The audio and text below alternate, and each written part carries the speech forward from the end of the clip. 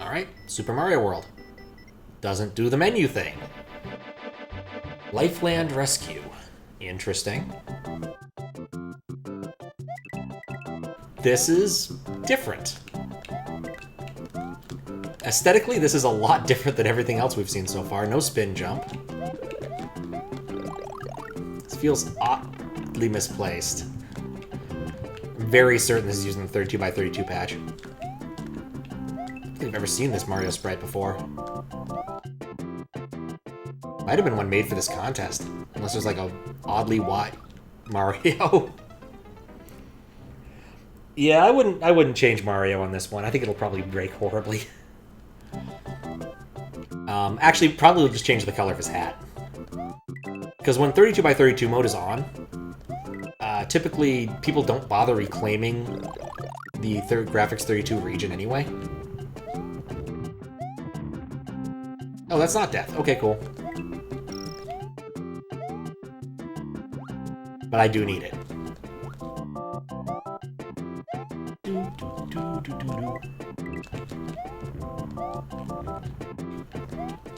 This is still just weird. Not really picking up a theme yet.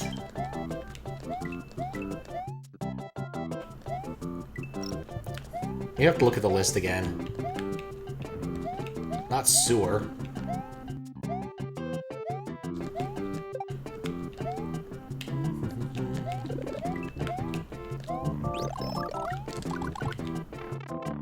Nuts. I'm worse off than before I got it.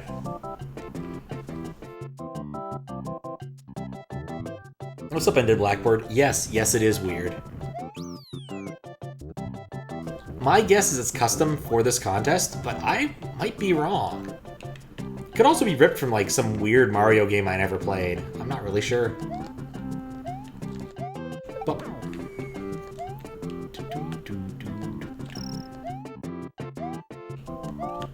You know what, though? This works. I'm having fun. I was having fun. I'm still having fun. I just don't like Kamek. On toast. Nope, I'm toast. Right. I can't spin jump, so I can't use Kamek for this purpose. I got over the fish, using the fish. This might be possible. Let's see if we can still make it despite having lost the platform. Or I'll accidentally land on a platform and lose my move. Beta Yoshi's Island. Interesting. How you doing, Wargoose? Yoshi's Island music, textures, and aesthetic, and Baby Mario as an adult. Yeah, okay, I could see it. I could see it. Yeah, I thought the HUD looked kind of official, but like I was like, no, this isn't what Yoshi's Island looks like. At least I don't think it looks like that. It's been a very long time since I've played Yoshi's Island, though. As with most things, it's been way too long. Gigaleak had a prototype, had a HUD like that. Interesting. Yeah, the most disappointing part of the Gigaleak for me was there were some parts of a Mario RPG ROM hanging out there. And Paige was all so excited about it, and I'm like, oh god, I've got to look at this now. I looked at it and I realized, oh, it's just the 4 banks of Mario RPG. If you concatenate them together using cat and MD5 it's exactly the same. It was just kind of disappointing.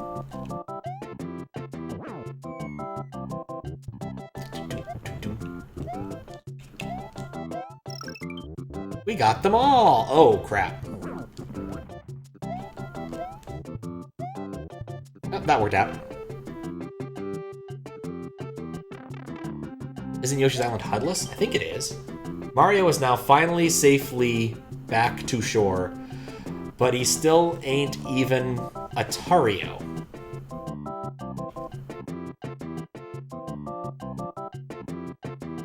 A Tario?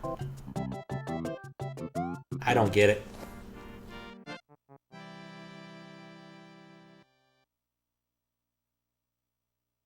Overworld looked much better than the prototype. I haven't seen that. I probably should look that up. Yoshi's Island Overworld is kind of disappointing.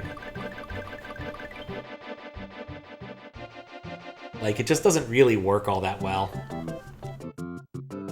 I mean, it gets you where you need to go, but, like, you're not writing home about it. It's just, yeah, it's an overworld. Actual overworld instead of a map. Exactly.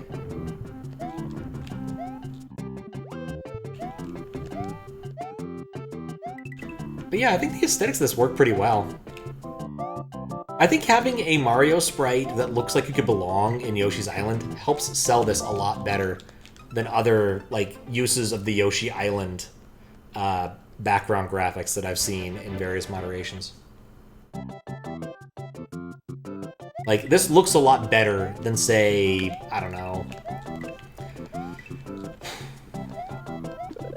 There was a Bandicoot hack I played that used the Yoshi's Island stuff. Of course, I think the point of that one was to, you know, be Yoshi's Island. But because it used the default Mario sprite, it didn't look quite right. But this looks right.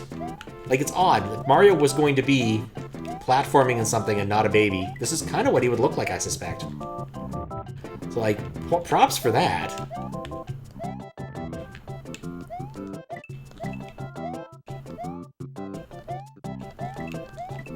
I kind of want, but I'm still a little bit lost as to what the inspiration is.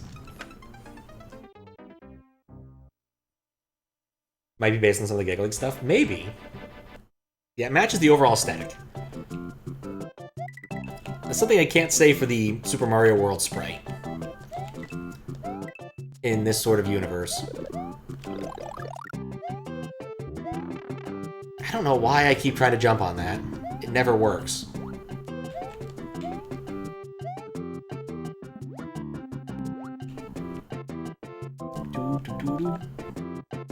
But I do like how they went all in on the Yoshi's Island stuff. Like, an awful lot of people try to do bits and pieces of things, and it just doesn't work.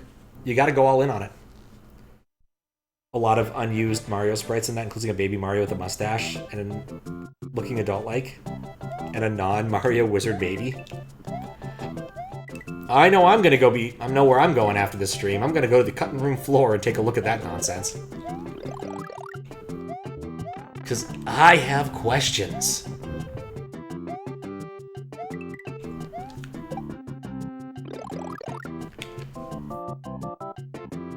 That works. I have time. Oh, that does look lovely. Want to look at it more, but now is not the time, Mario.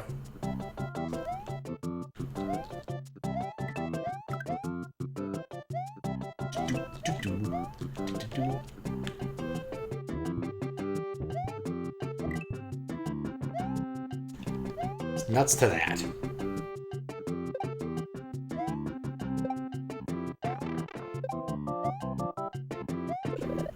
When somehow you manage to hit the monster and still die in the process.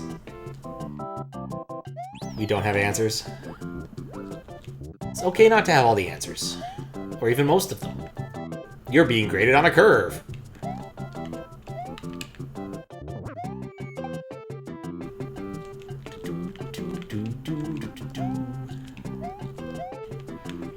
Yeah, this is one I can definitely tell y'all. He's getting 5 for 5 on aesthetics. Like, this is just well executed. Of course, most people are getting most of the points for that, so it doesn't matter anyway. I think even when I was doing, like, other contests in general, I didn't take people down too far on aesthetics. As long as the level wasn't painful to look at, you usually got pretty close to full marks. Of all of the ways to die. Guess, is it with either taking too much space or too much time? Said make it ugly, because Yoshi's Island's response to graphic people or something dumb like that? Interesting.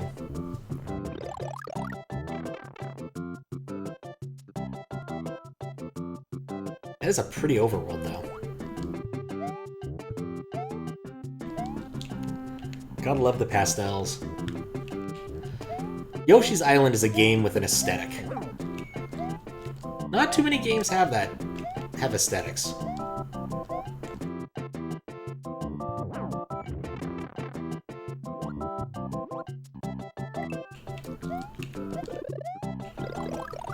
one of those questions I'm kind of curious about. I don't expect people to have answers to this one either. But me and my sister were hanging out in the National Gallery enjoying some of the Dutch masters of Impressionist stuff when I was in DC.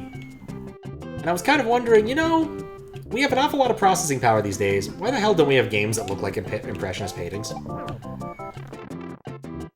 like Braid kind of did. It's an interesting aesthetic. It's something you can kind of achieve using technological means. And the answer is probably there are ones that exist, I just haven't played them. But when it comes to 3D games, managing aesthetics is a lot harder because you have to, you know, make things look good from every camera angle. But at least for 2D platformers, you have a choice. Things don't have to look good from most angles. You're not going to see most of the angles. You're just going to see the angle that you're looking at.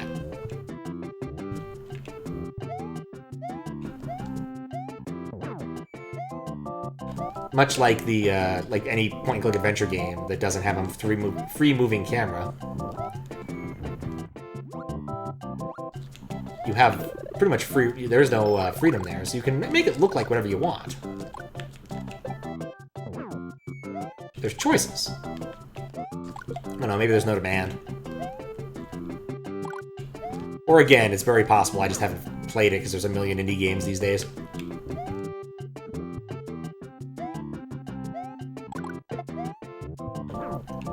But it would be cool. Just saying.